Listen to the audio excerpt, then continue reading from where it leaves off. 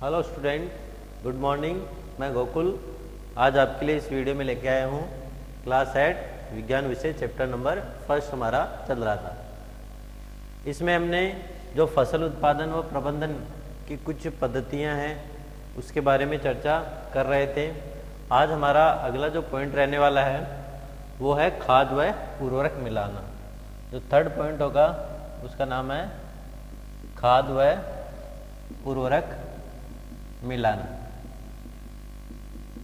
तो फसल के अच्छे उत्पादन के लिए हमें खाद व उर्वरक है उसकी आवश्यकता होती है, उसके मिलाने की आवश्यकता होती है। तो इसके लिए हम इसमें पढ़ने वाले हैं। सबसे पहले आता है खाद या उर्वरक की सामान्य परिभाषा। खाद व उर्वरक होते क्या हैं? तो इसको हम इस प्रकार से परिभाषित कर सकते हैं कि जो मिट्टी के पोषक स्तर को बनाए रखने में सहायता करते हैं। तो इनका प्रमुख कार्य क्या है? मिट्टी में पोषक तत्वों के स्तर को बनाए रखने में सहायता करते हैं। तो जो खाद व उर्वरक होते हैं वो मिट्टी में पोषक तत्वों को बनाए रखते हैं या बनाए रखने में सहायता करते हैं। अब हम इसको आगे इस प्रकार लिख सकते हैं कि जो मिट्टी होती है, मिट्टी में अनेक खनिज होते हैं और वो खनिज क्या करते हैं? पौधों या जो फसल है, पौधों की अच्छी पैदावार में सहायक होते हैं। पौधे या जो फसल है उसकी अच्छी पैदावार में सहायक होते हैं। कौन होते हैं? मिट्टी में पाए जाने वाले खनिज तत्व या खनिज लवण। फिर उसके बाद में इसमें देखा कि हमने कि भाई मिट्टी में जो खनिज होते हैं वो अच्छी पैदावार में सहायक होते हैं। फिर जो फसल है, फसल को लगातार बोने से क्या हानि होती है? यानी एक ही फसल जो होती है उसको यदि बार बार बोया जाए तो उनमें कौन कौन सी हानि हो सकती है, तो इसके बारे में हम चर्चा करेंगे। तो इसमें देखो, हम सबसे पहले देखते हैं कि जो यदि फसल है उसको लगातार बोए एक ही खेत में, तो एक तो पोषक तत्व की कमी होगी, और पोषक तत्व की कमी होती है तो उस पोषक तत्व की कमी को पूरा करने के लिए हम क्या करते हैं? जो भूमि है या जो मृदा है उसमें खाद मिलाते हैं। तो हम आगे इसमें लिख सकते हैं कि फसल को लगातार बोने से, यानी एक ही फसल है खेत में उसको बार बार बोया जाता है, तो जो मृदा होती है उस मृदा में पोषक तत्वों की कमी हो जाती है। पोषक तत्वों की कमी होती है और इस कमी को पूरा करने के लिए हम क्या मिलाते हैं? खाद मिलाते हैं। और खाद क्या काम करती है? मृदा में पोषक तत्व है उसकी पूर्ति करती है। और जब पोषक तत्व की पूर्ति हो जाएगी तो जो भूमि है इसमें उर्वरक क्षमता बढ़ जाएगी, और उर्वरता जो क्षमता बढ़ती है उससे जो फसल है वो अच्छी पैदा होती है। अब हम अगला जो पॉइंट पढ़ेंगे वो आएगा खाद के प्रकार। खाद जो है वो कितने प्रकार की होती है इसके बारे में हम विचार करेंगे या पढ़ने वाले हैं। सबसे पहले जो खाद आती है उसका नाम है हरी खाद। सेकंड जो खाद आती है इसको बोलते हैं कंपोस्ट खाद। और थर्ड जो खाद पूछी जाती है इसको बोलते हैं वर्मी कंपोस्ट खाद।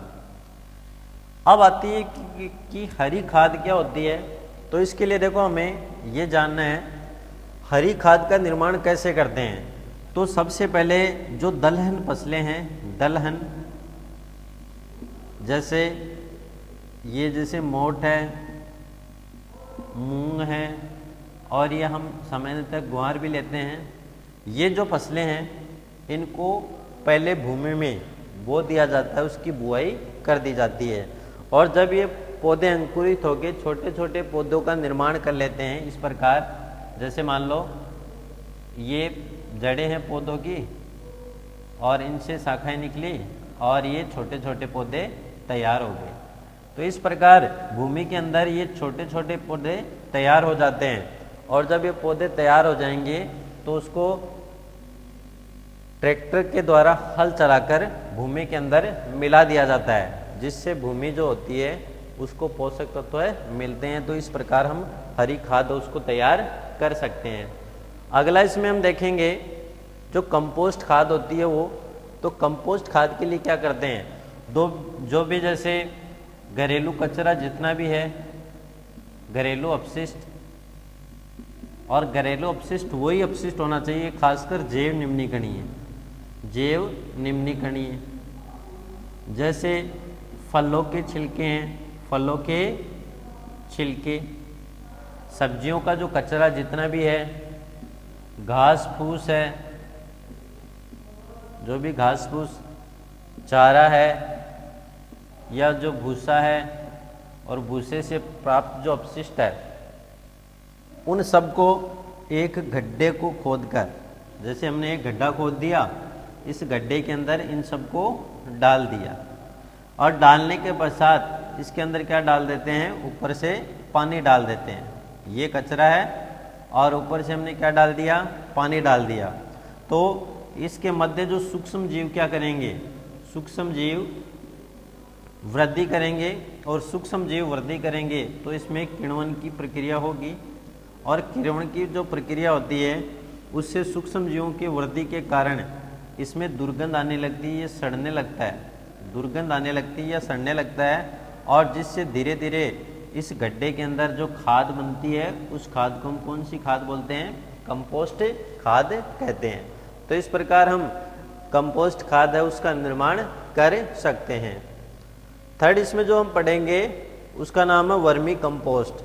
वर्मी कंपोस्ट खाद क्या होती है, वर्मी कंपोस्ट खाद जो होती है वो जो केंचुए होते हैं, केंचुओं के द्वारा तैयार की गई खाद होती है।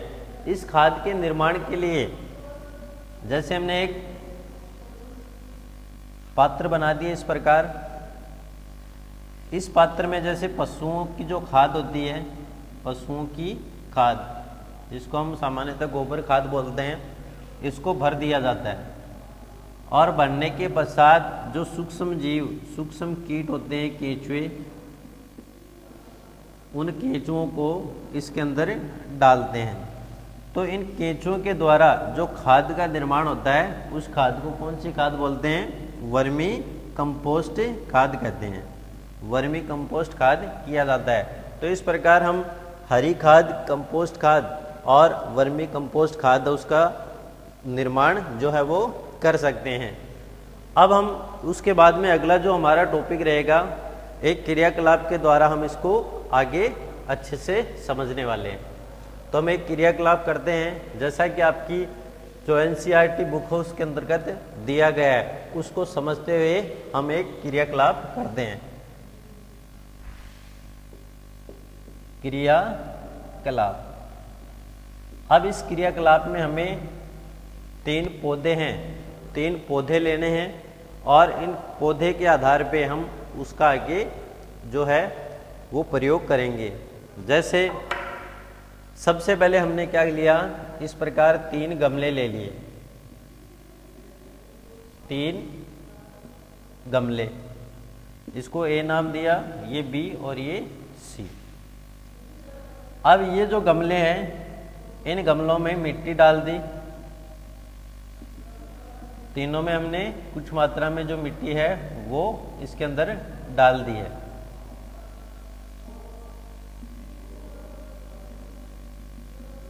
ये हमने इसके अंदर मिट्टी जो है वो डाल दी है। और कुछ जैसे आप चने के बीज ले सकते हैं या फिर जो मूंग है उसके बीज ले सकते हैं। जैसे हमने इसके अंदर क्या है, इस प्रकार से चने के बीज ले लिए। अब हम क्या करते हैं, जो ए नंबर का जो गमला है उस गमले में हम क्या करते हैं, ए नंबर का जो गमला है इसमें मिट्टी प्लस खाद डालते हैं, मिट्टी प्लस खाद। और जो बी नंबर का गमला है उसमें हम क्या डालते हैं, मिट्टी प्लस यूरिया। और जो सी नंबर का गमला है इसके अंदर हम क्या डालते हैं, सिर्फ मिट्टी डालते हैं और इसमें लगातार पानी डालते रहते हैं ऊपर से। और इन गमलों को कुछ दिनों के लिए, जैसे 4-5 दिनों के लिए इसको क्या करते हैं, स्थिर स्थान पर रख देते हैं।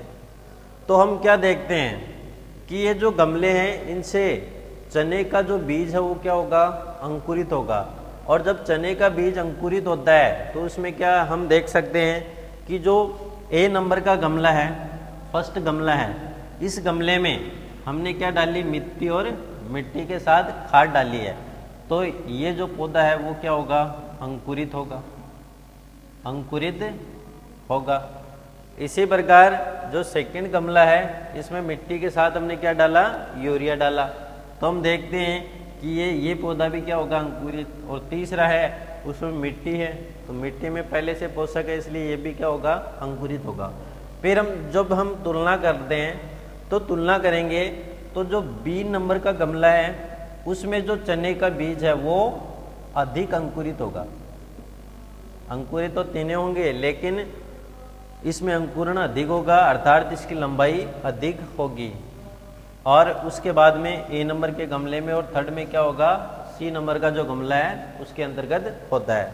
तो अब हम देखते हैं कि ऐसा भाई होता क्यों है, इसके पीछे कारण क्या है। तो इसके पीछे कारण देखने के लिए हमें पता है कि जो यूरिया है वो नाइट्रोजनी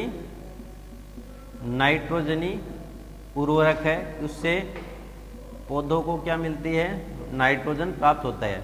और जब इसके अंदर हमने क्या, यूरिया डाला, तो ये जो अंकुरण है उस समय पौधे को नाइट्रोजन गैस है वो उपलब्ध होगी। और नाइट्रोजन गैस उपलब्ध होगी तो ये जो पौधे में अंकुरण की दर है वो क्या होती है, अधिक होती है। तो इस प्रकार हम पौधों में जो अंकुरण है उसको अच्छे से समझ सकते हैं। अगला जो हमारा पॉइंट इसमें रहने वाला है वो है उर्वरक। उर्वरक क्या होते हैं, इनका निर्माण कैसे होता है, उसके बाद में हम इसमें पढ़ने वाले हैं जो खाद है और उर्वरक है उनमें अंतर क्या होता है। अगला हमारा जो पॉइंट रहने वाला है वो है उर्वरक। अब उर्वरक कहते किसे हैं। उर्वरक जो है वो एक रासायनिक पदार्थ होते हैं। उर्वरक क्या होते हैं, रासायनिक पदार्थ होते हैं और इनका निर्माण फैक्ट्रियों में किया जाता है। बस ये ध्यान रखना है, फैक्ट्रियों में निर्माण किया जाता है। तो क्वेश्चन आता है कि उर्वरक क्या होते हैं। उर्वरक एक रासायनिक पदार्थ होते हैं और जिनका निर्माण जो है वो फैक्ट्रियों में किया जाता है। जैसे यूरिया है, अमोनियम सल्फेट, यूरिया है, अमोनियम सल्फेट है, उसको उर्वरक के रूप में काम में लेते हैं। उसके बाद में जैसे पोटास है, सुपर फॉस्फेट है, पोटास सुपर फॉस्फेट, फिर आता है NPK, नाइट्रोजन, फॉस्फोरस और पोटेशियम। ये सब क्या है, उर्वरक के रूप में नाइट्रोजन, फॉस्फोरस और potassium, super phosphate, potash, ammonium sulphate और यूरिया, ये क्या है, उर्वरक कहलाते हैं। तो उर्वरक रासायनिक पदार्थ होते हैं और जिनका निर्माण फैक्ट्रियों में होता है। जैसे हम लिख सकते हैं urea, ammonium sulphate, potash, super phosphate और NPK। अब उसके बाद में हम पढ़ेंगे इनका उपयोग। उर्वरक है उनका उपयोग कहाँ होता है, किस प्रकार इनका सामान्यतः उपयोग जो है वो किया जाता है। तो इनका उपयोग हमें पता है कि जो किसान होते हैं, आपको भी पता है कि किसान उर्वरक का उपयोग क्यों करते हैं। किसान फसल की अच्छी उपज के लिए उर्वरक का यूज करता है या उपयोग करता है। यानी किसान को फसल की अच्छी पैदावार प्राप्त हो, इसलिए वो क्या करता है, उर्वरक जो है उसका उपयोग करते हैं। अब बात आती है कि जो किसान है वो अपने निजी स्वार्थ के लिए क्या कर रहा है, उर्वरक जो है उसका उपयोग ज़्यादा कर रहा है।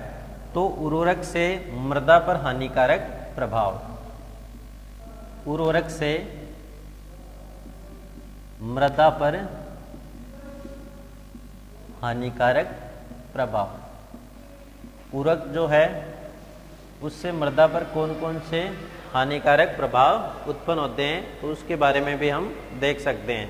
तो इसमें आपको पता है कि यदि भूमि में उर्वरक का लगातार उपयोग किया जाए तो एक तो जो भूमि की उर्वरक क्षमता में कमी आने लगती है। जो उर्वरक क्षमता होती है भूमि की, उसमें क्या होता है, कमी आने लगती है। और जिससे क्या होगा, जो फसल है उसकी पैदावार में क्या होने लगती है, कमी होने लगती है। और जब फसल की पैदावार है वो कम हो जाएगी, जिससे क्या होगा, किसान है उसको हानि होने लगती है। और उसके बाद में हम इसमें ये भी पढ़ सकते हैं कि यदि उर्वरक है उसका लगातार उपयोग करते चले गए तो जो भूमि है, एक स्थिति ऐसी आएगी तो भूमि बंजर होने लगेगी, अर्थात भूमि में पौधों के अंकुरण के लिए पर्याप्त जो सूक्ष्म जीव हैं या जो पोषक है उनकी क्या हो जाएगी, कमी हो जाएगी। और कमी होने पर भूमि क्या होने लगेगी, बंजर होने लगती है। अब हम उसके बाद में ये देखते हैं कि जो फसल होती है, हम फसल बोते हैं, तो फसल बोने के दौरान हमें कुछ विशेष बातें हैं उनका भी ध्यान में रखने की आवश्यकता होती है। जैसे कि हम बोल सकते हैं कि जब फसल बोते हैं, जैसे हमने इस ऋतु में फसल की बुआई की, एक ऋतु में हमने फसल की बुआई की, उसके बाद में दूसरी जो ऋतु आती है उसी में भी उसी फसल की बुआई कर दी। इसी प्रकार जो तीसरी सीजन आती है उसमें भी वही फसल बोई। जिससे क्या होगा, एक ही फसल को लगातार बोने से भूमि में जो पोषक तत्व है उसकी कमी हो जाती है और जो पैदावार है या जो उस पौधों के अंकुरण की क्षमता है वो क्या होने लगती है, कम होने लगती है। तो इसके लिए हम क्या कर सकते हैं कि जो दो फसलों के बीच कुछ अंतर रखना आवश्यक होता है। और यदि हम दो फसलों के बीच कुछ अंतर रखते हैं जिससे जो भूमि है उसमें पोषक तत्व है वो बने रहते हैं। अब हम अगला जो पॉइंट पढ़ने हैं वो आता है कि भी खाद है उसका उपयोग हम फसल के लिए क्यों करते हैं। तो खाद है इसके लिए हम फसल में डालते हैं, क्यों डालते हैं, तो सबसे पहले इसमें ध्यान रखना है कि खाद जो है वो मिट्टी के गठन में सहायक है, मिट्टी के गठन में सहायक होती है। यदि हम मिट्टी के अंदर खाद डालते गएंगे तो जो मिट्टी है उसका गठन होता चला जाएगा, उसका जो निर्माण है वो होता चला जाएगा। सेकंड है, इससे खाद से मिट्टी में जल अवशोषण की क्षमता बढ़ती है, जल अवशोषण की क्षमता बढ़ती है। मिट्टी में यदि हम खाद डालते चले गए तो मिट्टी के द्वारा जल को धारण करने की क्षमता या जल को अवशोषण करने की क्षमता जो है वो लगातार बढ़ती रहती है। और इससे क्या होती है, मृदा में पोषकों की पुनः पूर्ति होती है, पुनः पूर्ति होती रहती है। मृदा में जो पोषक तत्व है वो मिलते रहते हैं और उनकी पुनः पूर्ति होती चली जाती है।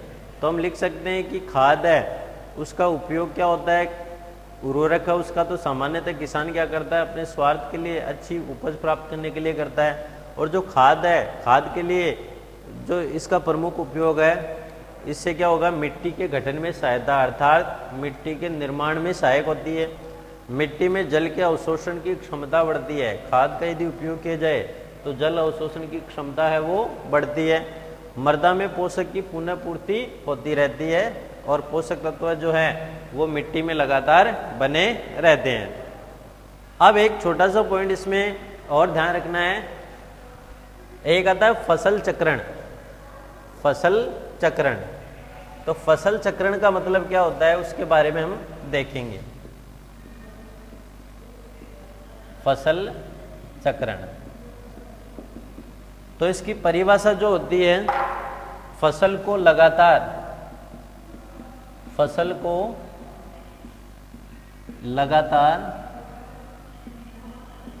बदल बदल कर बोना। क्या कहलाता है, फसल चक्रण कहलाता है। तो फसल को यदि हम लगातार बदल बदल कर बोते हैं उससे हम क्या बोलते हैं, फसल चक्रण कहते हैं। जैसे एक ऋतु में फलीदार फसल तथा दूसरी ऋतु में गेहूं की फसल को बोना।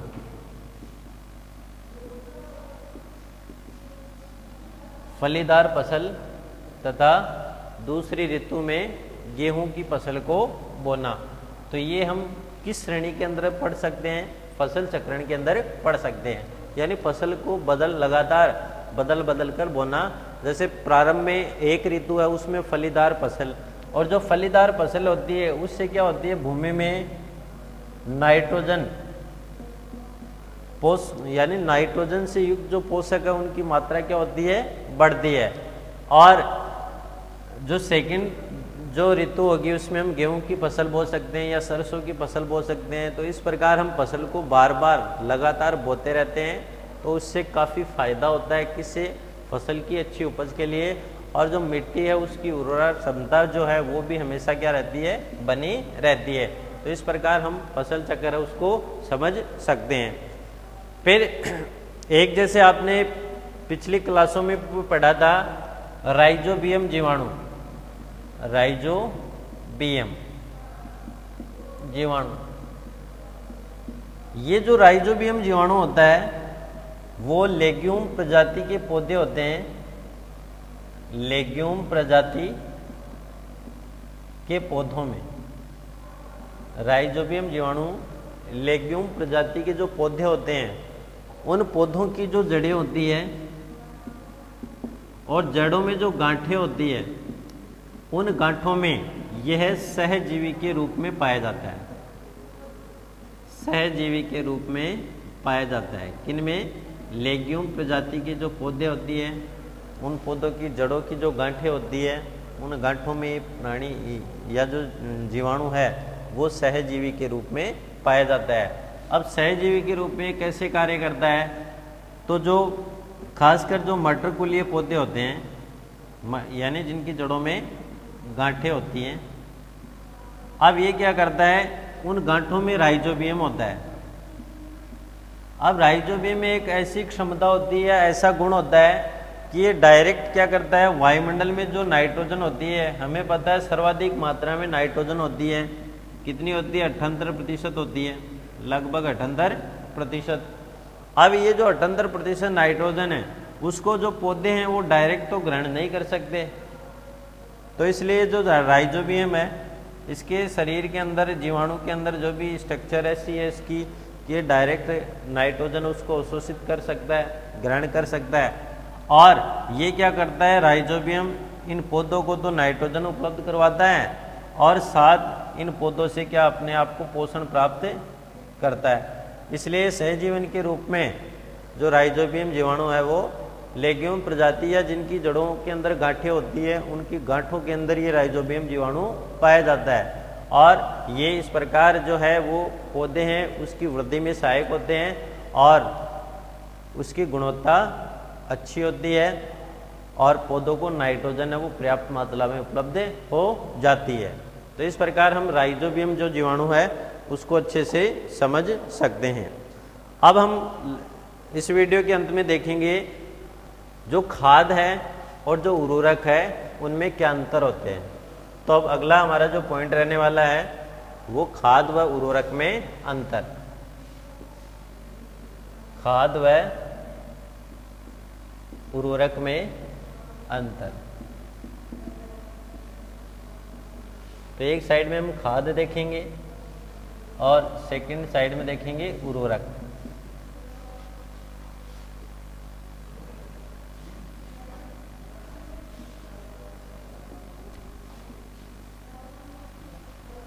अब पहले तो हमें पता होना चाहिए कि भाई खाद क्या है और उर्वरक क्या है।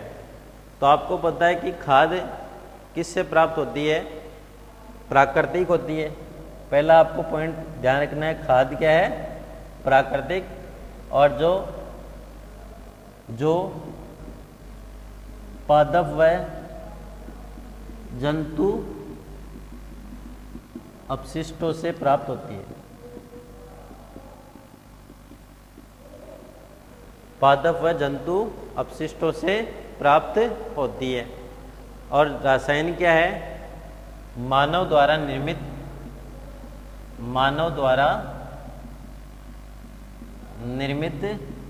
लवण होते हैं। मानव द्वारा निर्मित लवण क्या होते हैं, उर्वरक कहलाते हैं। फिर इसका है खाद का जो निर्माण है, खाद का निर्माण कहाँ किया जाता है, खेतों में किया जाता है। खाद का निर्माण खेतों में किया जाता है। और जो उर्वरक का निर्माण कहाँ करते हैं, उर्वरक का निर्माण फैक्ट्रियों में किया जाता है। फैक्ट्रियों में किया जाता है। उर्वरक जो है वो फैक्ट्रियों में बनते हैं और जो खाद है उसका निर्माण हम कहाँ कर लेते हैं, खेतों के अंतर्गत कर लेते हैं।